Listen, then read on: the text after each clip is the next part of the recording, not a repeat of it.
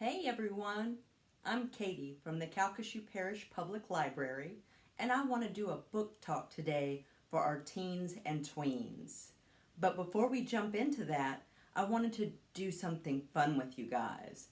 So for my two segments, I'm going to have a piece of artwork in the frame, and we're going to play the popular game, Two Truths and a Lie. So today we have a piece of artwork of an owl. It's reproduced.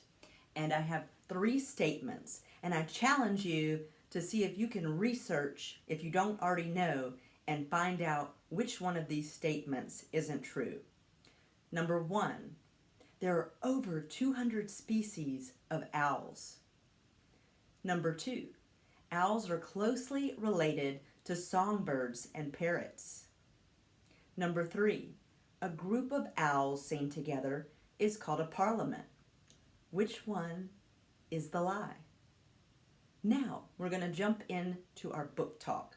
Both of the books I'll be discussing are recommended by the editor for ages 12 and up, and they're what I like to call radical reads.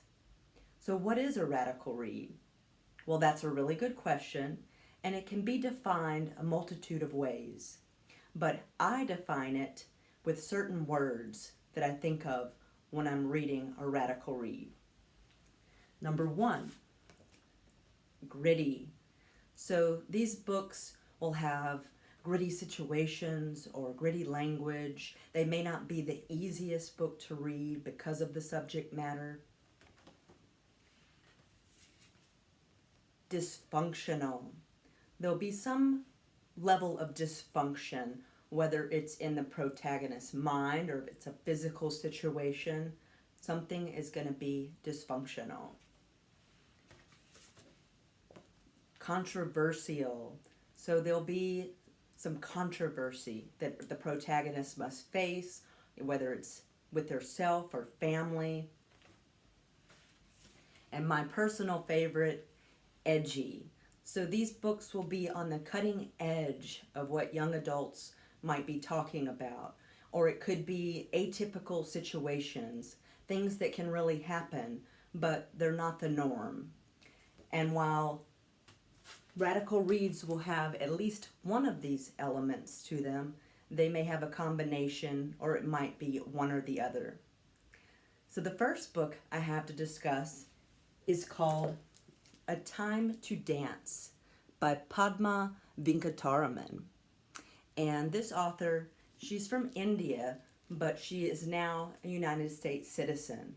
But within her novel, she still captures some of the traditional India culture surrounding the food, surrounding what they wear, and in this case, the traditional dance of Bharatanatyam.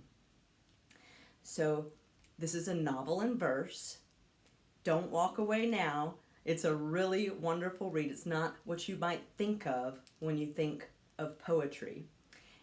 It's a very quick read, and she gives you exactly what you need for a fulfilling story, but it's not bogged down with a lot of extra dialogue.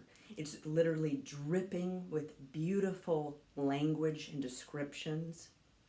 And our protagonist, Veda, she undergoes a transformation, not only physically, but emotionally. She is a prodigy of this traditional dance, Bharatanatyam, and in a matter of moments, that is taken from her. Now, we can all relate to that, whether you're a track star, or you do pottery, or some other art form.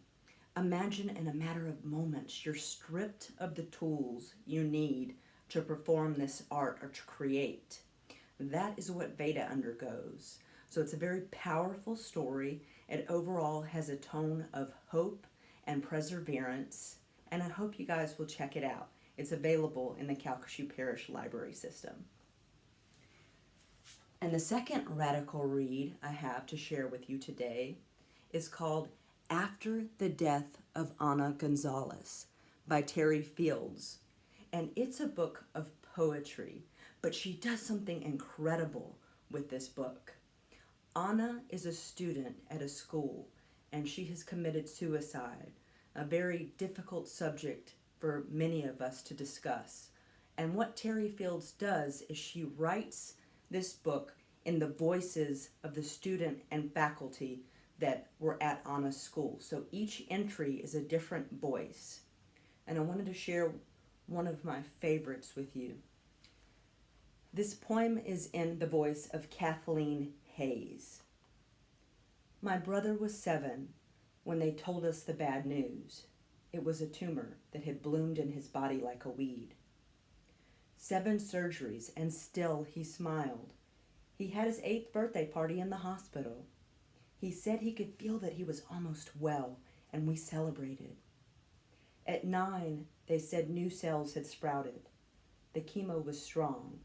The cancer was stronger. But in spite of the pills and pain, in spite of the surgeries and suffering, he chose life. And you, Anna, who had health, chose death. How could you? It's pretty powerful. Now, not all of the voices are going to be concerned. There's many different personalities expressed, and some of them are kind of crass. Some of them are very sad. Some of them are angry or unconcerned. So it gives you this nice spread of different poems to read about how these students and faculty feel. And it opens up room for us to discuss or to think about those things. So it's a really powerful read. And something I really love about this book is in the back, there's a list of these wonderful resources. So if you've ever had someone in your life, perhaps a family member or a friend, who has contemplated suicide or talked about it, there's this list of resources like the National Suicide Prevention Lifeline or survivorsofsuicide.com. And the last thing I want to mention is after the read, you'll probably have some questions, and there is this wonderful Q&A answer session with Terry Fields, the author. So there's questions like, what kind of effect has this book had on people? Have you heard from readers? And you kind of get to be a part of that and read and explore a little bit more. So that's my 2 radical reads for the day. I wanted to end with something fun for you guys too. In the first book, A Time to Dance, I mentioned traditional dance, Bharatanatyam. So I thought it'd be fun if I looked up a couple of the moves from this dance. And this dance uses a lot of hand motions called mudras, which I'm a little bit familiar with because I taught yoga for a long time and we used some of these. And each hand motion will mean something specific and different. So what I looked up, it's very quick choreography. It goes 1, 2, a 1, 2, 3, a 1, 2, 3. And each of those movements would mean something different. So if you're interested in this dance, you can look it up. You can find videos. You'll find some beautiful music and just very expressive choreography. And I hope you will enjoy it. So that's it for today. Please join me on my next segment of Radical Reads, graphic novels. And I'm going to have a very special piece of art to share with you.